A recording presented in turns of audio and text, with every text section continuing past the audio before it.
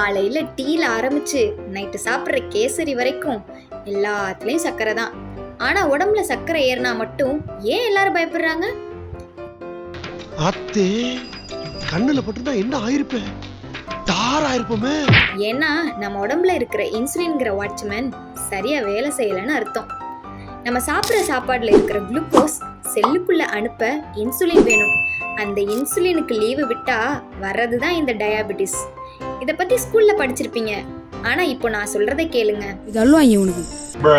இந்த டயாபெட்டிஸ்ல 2 வகை இருக்கு. Type 1 diabetes. இதை எப்படின்னா எக்ஸாம் ஹாலுக்குள்ள போயிட்டு பென்சில் பாக்ஸ் வீட்லயே வச்சுட்டு வந்த மாதிரி. அதாவது நம்ம உடம்புல இன்சுலினே சுரக்காது. இது பாவம் சின்ன வயசுலே வந்துடும். இதுக்கு நாம எதுவும் பண்ண முடியாது. இன்சுலின் இன்ஜெக்ட் பண்றதுதான் ஒரே வழி. Type 2 diabetes. இதுதான் இப்போ ரொம்ப ஃபேமஸ். நான் வேர்ல்ட் பூரா ஃபேமஸ். இது எப்படின்னா கையில பேனா இருக்கும், ஆனா எக்ஸாம் எழுத மாட்டோம்னு அடம் பிடிக்கிற மாதிரி. நம்ம உடம்புல இன்சுலின் இருக்கும், ஆனா நம்ம வாழ்க்கை முறையால அது வேலை செய்யாது.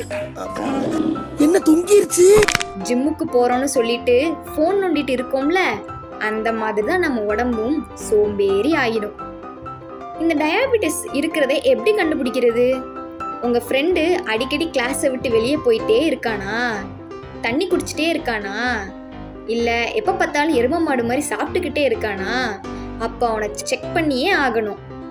இதை கண்டுபிடிக்கிறது ரொம்ப ஈஸி. லேப்ல போயிட்டு HbA1c டெஸ்ட் எடுங்க.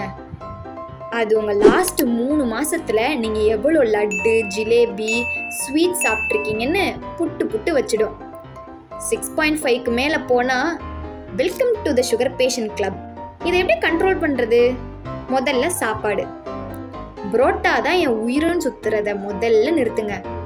வெள்ளை அரிசியை கொஞ்சம் கம்மி பண்ணிட்டு நம்ம ஊரு சிறுதானிய பக்கம் கொஞ்சம் ஒதுங்குங்க. என்ன சுத்தம், என்ன சுகாதாரம்? கேழ்வரகு, கம்பு இதெல்லாம் ஓல்ட் ஃபேஷன் கிடையாது, அதுதான் ரியல் பவர். 2வது உடற்பயிற்சி. ஒரு அரை மணி நேரம் நடங்க, ஓடுங்க, கொஞ்சமா எக்ஸசைஸ் பண்ணுங்க. 3வது தூக்கம்.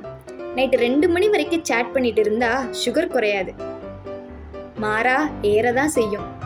நான் மேல வந்துட்டேன்டா. சக்கரை நோய் வந்துட்டா வாழ்க்கை முடிஞ்சு போச்சுன்னு இல்ல, ஆனா சக்கரை நோயை வச்சுக்கிட்டே சும்மா இருப்பேன்னு சொன்னா உங்க வாழ்க்கை சீக்கிரம் முடிஞ்சிடும். அவன் தான்டா இன்னைக்கு பெரிய வேலை பார்த்து விட்டு போயிட்டான். சோ நல்லா சாப்பிடுங்க, ஆனா அளவா சாப்பிடுங்க. என்ன தொங்கிருச்சு? அவ்வளவுதான் மேட்ரு. ஓகே, நெக்ஸ்ட் வீடியோல சந்திப்போம். Bye by.